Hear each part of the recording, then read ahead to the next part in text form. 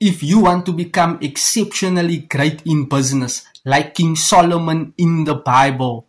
when he asked God to grant him the wisdom and the understanding to do business. And guess what? God granted King Solomon the wisdom and the understanding to do business to a degree. When King Solomon became a trillionaire, he used to close sales that used to be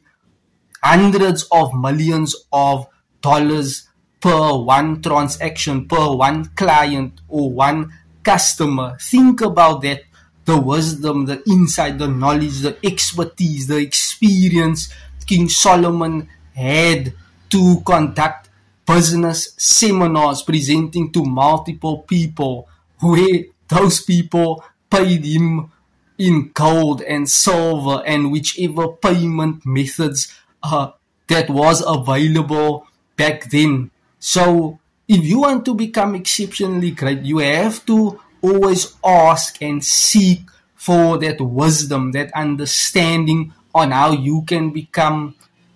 the best version of yourself, or how you can start developing a higher thinking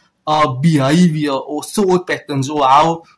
you can start to increase your faith, your belief system, your competency, how your work ethic can compound, and how you will become more greater and positive and more filled with positive energy and positive emotions and positive thought patterns, and your life can just become more positive and truly serving more people and having that greater, grander vision on your purpose, your mission, your vision, your career path, and how you can show, teach, educate people what you are simply doing.